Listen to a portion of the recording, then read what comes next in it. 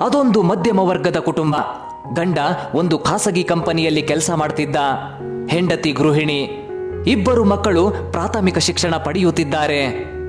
ಆ ದಿನ ಗಂಡ ಮನೆಗೆ ಬೇಗ ಹಿಂತಿರುಗಿ ಬಂದರು. ಹೆಂಡತಿ ಮಕ್ಕಳನ್ನು ಕರೆದುಕೊಂಡು ಒಂದು ಹೋಟೆಲ್ಗೆ ಹೋದರು. ಎಲ್ಲರೂ ಊಟ ಮಾಡ್ತಿದ್ರು. ಹೆಂಡತಿ ಗಂಡನಿಗೆ ಕೇಳ್ತಾಳೆ, ನಾನು ಒಂದು ವಿಷಯ ಕೇಳಲಾ? ಸರಿ ಕೇಳು, ಗಂಡ ಹೇಳ್ದ. ಹೆಂಡತಿ ಪಿಸು ಮಾತಿನಲ್ಲಿ, ಈ ಮಧ್ಯೆ ನೀವು ಆಫೀಸ್ನಿಂದ ಬೇಗ ಬಂದು ನಮ್ಮನ್ನು ಸುತ್ತಾಡಲು ಹೊರಗೆ ಕರೆದುಕೊಂಡು ಹೋಗ್ತೀರಿ. ಮಕ್ಕಳಿಗೆ ಹೋಮ್ವರ್ಕ್ ಮಾಡಿಸುತ್ತಾ ಅವರೊಂದಿಗೆ ಸಮಯ ಕಳಿತೀರಿ.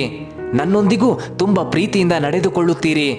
ಇದಕ್ಕೆ ಕಾರಣ ಏನು ಅಂತ ಸ್ವಲ್ಪ ಭಯದಲ್ಲಿ ಕೇಳಿದಳು. ಗಂಡ, ನಾನು ಮೊದಲಿನಂತೆ ಇದ್ದೀನಿ, ನಿನಗ್ಯಾಕೆ ಈ ಅನುಮಾನ ಈಗ? ಹೆಂಡತಿ ಹೇಳಿದಳು, ನಿಜ ಹೇಳಿ, ನಿಮ್ಮ ಮುಖ ನೋಡಿದರೆ ಏನೋ ಆಗಿದೆ ಅನ್ನಿಸುತ್ತಿದೆ.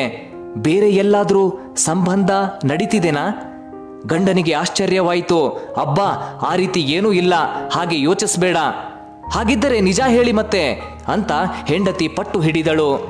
ಗಂಡ ಅವನ ಜೇಬಿನಿಂದ ಒಂದು ಪತ್ರ ತೆಗೆದು, ಇದೇ ನನ್ನ ಬದಲಾವಣೆಗೆ ಕಾರಣ ಅಂತ ಆ ಪತ್ರವನ್ನು ಅವನ ಹೆಂಡತಿಗೆ ತೋರಿಸಿದ.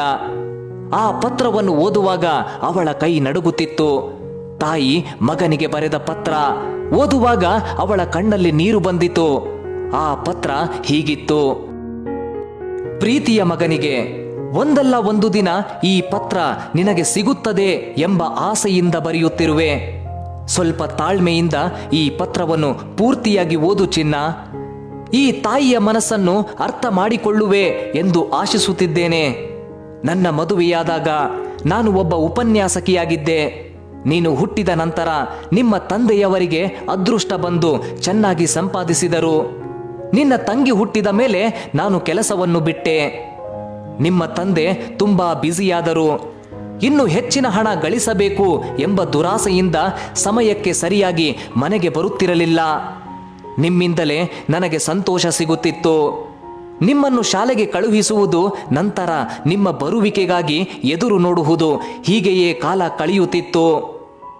ನೀವು ದೊಡ್ಡವರಾದ ನಂತರ ಉದ್ಯೋಗಕ್ಕೆ ಹೋಗಿ ಬರುವುದು, ತಕ್ಷಣ ಊಟ ಮುಗಿಸಿ ಬೇಸರದಿಂದ ಮಲಗಿಬಿಡುವುದು, ಹೀಗೆಯೇ ನಿಮ್ಮ ಸಮಯ ಸರಿ ಹೋಗುತ್ತಿತ್ತು.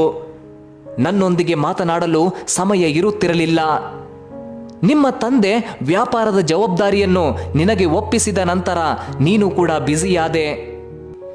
ನಿನ್ನ ತಂಗಿ ಮದುವೆಯಾದ ಮೇಲೆ ವಿದೇಶಕ್ಕೆ ಹೊರಟು ಹೋದಳು. ಅವಳ ಸಂಸಾರದಲ್ಲಿ ಅವಳು ಬ್ಯುಸಿಯಾದಳು. ವಾರಕ್ಕೊಮ್ಮೆ 2 ನಿಮಿಷಗಳ ಕಾಲ ಫೋನಿನಲ್ಲಿ ಮಾತನಾಡುತ್ತಿದ್ದಳು. ಅವಳ ಫೋನಿನ ಕರೆಗಾಗಿ ಕಾಯುತ್ತಿದ್ದೆ. ನಿಮ್ಮ ತಂದೆಯ ಆರೋಗ್ಯ ಹಾಳಾದ ಮೇಲೆ ಅವರಿಗೆ ಸಮಯಕ್ಕೆ ತಿಂಡಿ ಮಾತ್ರೆ ಕೊಡುವುದು, ಹೀಗೆ ಕಳೆಯುತ್ತಿತ್ತು. ನನ್ನ ಜೀವನವಿಡೀ ಗಂಡನಿಗಾಗಿ, ಮಕ್ಕಳಿಗಾಗಿ, ಅವರಿವರಿಗಾಗಿ ದುಡಿಯುವುದು, ಎದುರು ನೋಡುವುದರಲ್ಲೇ ಕಳೆದು ಹೋಯಿತು. ನಿನಗೆ ಹೆಂಡತಿ ಮಕ್ಕಳು ಇದ್ದಾರೆ.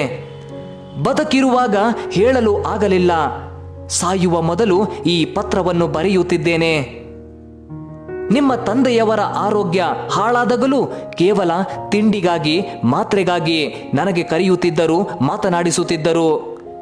ಅವರಿಗೆ ದಿನಪತ್ರಿಕೆಯನ್ನು ಓದಲು ಸಮಯವಿರುತ್ತಿತ್ತು. ನನ್ನೊಂದಿಗೆ ಮಾತನಾಡಲು ಸಮಯ ಸಿಗುತ್ತಿರಲಿಲ್ಲ. ವಯಸ್ಸಿರುವಾಗ ಹಣ ಸಂಪಾದನೆಯಲ್ಲಿ, ಮೋಜಿನಲ್ಲಿ ಸಮಯ ಕಳೆದರು. ಇನ್ನು ಈ ಇಳಿ ವಯಸ್ಸಿನಲ್ಲಿ ಮಾತನಾಡಲು ಏನಿರುತ್ತದೆ ಬಿಡು. ಜೀವನವೆಲ್ಲ ಎದುರು ನೋಡುವುದು, ಎದುರು ನೋಡುವುದು, ಎದುರು ನೋಡುವುದು. ಈಗ ಮರಣಕ್ಕಾಗಿ ಎದುರು ನೋಡುವುದು. ನಿನ್ನ ಹೆಂಡತಿಯಾಗಲಿ ಮಕ್ಕಳಾಗಲಿ ನನ್ನ ಹಾಗೆ ಪತ್ರ ಬರೆಯುವ ಅವಕಾಶ ಬರಬಾರದು ಎಂಬ ಉದ್ದೇಶದಿಂದ ಈ ಪತ್ರವನ್ನು ಬರೆಯುತ್ತಿದ್ದೇನೆ. ಮನೆಯಲ್ಲಿರುವ ಹೆಂಗಸರಿಗೂ ಮನಸ್ಸಿರುತ್ತದೆ. ನಿಮಗಾಗಿಯೇ ಅವರು ಜೀವಿಸುತ್ತಾರೆ ಎಂದು ತಿಳಿದಿರಿ.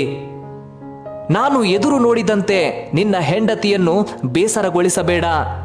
ಮನಸ್ಸು ಬಿಚ್ಚು ಮಾತಾಡು. ಎಲ್ಲವನ್ನು ಆಕೆಯೊಂದಿಗೆ ಹಂಚಿಕೋ. ಹಣದ ವ್ಯಾಮೋಹದಿಂದ ನಿನ್ನ ಹೆಂಡತಿ ಮಕ್ಕಳನ್ನು ನಿರ್ಲಕ್ಷಿಸಬೇಡ. ಅವರೊಂದಿಗೂ ಸಮಯವನ್ನು ಕಳಿ. ನನ್ನ ಕೊನೆಯ ಆಸೆ, ಸೊಸೆ, ಮೊಮ್ಮಗ, ಮೊಮ್ಮಗಳನ್ನು ಚೆನ್ನಾಗಿ ನೋಡಿಕೋ. ನನ್ನ ಪರಿಸ್ಥಿತಿ ನನ್ನ ಸೊಸೆಗೆ ಬರಬಾರದು. ಆಕೆಗೂ ಒಂದು ಮನಸ್ಸಿದೆ. ಮನಸ್ಸಿನ ತುಂಬ ನೀವೇ ಇರುತ್ತೀರಿ. ಆಕೆಗೂ ಪ್ರೀತಿ ಸಿಗಬೇಕು. ಅವಳನ್ನು ಒಬ್ಬ ಮನುಷ್ಯಳಾಗಿ ಗುರುತಿಸು. ನೀವೆಲ್ಲರೂ ಸದಾ ಸಂತೋಷವಾಗಿರಬೇಕೆಂದು ಕೋರಿಕೊಳ್ಳುತ್ತಿದ್ದೇನೆ. ಪ್ರೀತಿಯ ಬಂಧುಗಳೇ, ಎಂಥ ಸತ್ಯ ಮಾತು ಅಲ್ಲವೇ? ನಮ್ಮ ಬದುಕು ಯಾಂತ್ರಿಕವಾಗಿ ಬದಲಾಗುತ್ತಿದೆ. ನಮಗೆ ಮನುಷ್ಯರಿಗಿಂತ ವಸ್ತುಗಳ ಮೇಲೆ ಪ್ರೀತಿ ಹೆಚ್ಚಾಗುತ್ತಿದೆ. ನೀವು ಗಮನಿಸಿರಬಹುದು, ಯಾರಾದರೂ ಬಂದು ಮನೆಯ ವಸ್ತು ಒಡೆದರೆ ಅವರು ಮನುಷ್ಯರು, ಅವರಿಗೂ ಮನಸ್ಸಿರುತ್ತದೆ ಎಂಬುದನ್ನು ಮರೆತು ನಿಂದಿಸುತ್ತೀವಿ. ಇಲ್ಲಿ ಆ ವ್ಯಕ್ತಿಗಿಂತ ವಸ್ತುವಿಗೆ ಹೆಚ್ಚು ಬೆಲೆ ಕೊಟ್ಟಂತಾಯಿತು. ಇನ್ನು ಸಂಬಂಧಿಕರಿಗೆ, ಸ್ನೇಹಿತರಿಗೆ ಸಮಯ ನೀಡದಷ್ಟು ಬ್ಯುಸಿಯಾಗ್ತೀವಿ. ಕೆಲಸ, ಹಣ, ಮೊಬೈಲ್, ಸೋಷಿಯಲ್ ಮೀಡಿಯಾ, ಹಬ್ಬ ಎಲ್ಲ ಅನವಶ್ಯಕಗಳಿಗೆ ಸಮಯ ನೀಡುವ ನಾವು ಮೂಲ ಅವಶ್ಯಕಗಳನ್ನು ನಿರ್ಲಕ್ಷಿಸುತ್ತೀವಿ. Blood is thicker than water. ನಿಮಗೇನಾದರೂ ಆದರೆ ನಿಮ್ಮ ಕುಟುಂಬ ಮಾತ್ರ ನಿಮ್ಮ ಜೊತೆಗೆ ಇರುತ್ತದೆ ಎಂಬುದನ್ನು ಮರೆಯಬೇಡಿ. ಮಾನವ ಇತರೆ ಜೀವಿಗಳಿಗಿಂತ ವಿಭಿನ್ನ. ತನ್ನ ಪ್ರಜ್ಞೆಯಿಂದ, ತನ್ನ ಯೋಚನೆಯಿಂದ, ತನ್ನ ಸೌಜನ್ಯದಿಂದ. ಆದರೆ ಇತ್ತೀಚೆಗೆ ಅವೆಲ್ಲವೂ ಮಾಯವಾಗುತ್ತಿದೆ. ಬೇಡ ಬೇಡ, ಪ್ರಗತಿಯಾಗ್ತಿದ್ದೀವಿ, ಬೆಳಿತಿದ್ದೀವಿ ಅನ್ನೋ ಭ್ರಮೆಯಲ್ಲಿ ನಿಮ್ಮವರನ್ನು ದೂರ ಮಾಡಬೇಡಿ. ಮೂಲಭೂತವಾಗಿರುವ ಆರೋಗ್ಯ, ಆಹಾರ, ನಿದ್ದೆ, ಸಂಬಂಧಗಳು, ಸ್ನೇಹಿತರು, ದೇವಸ್ಥಾನ, ಪ್ರಕೃತಿ ಸೇವೆ ಇವುಗಳಿಗೆ ಸಮಯ ಮೊದಲು ನೀಡಿ.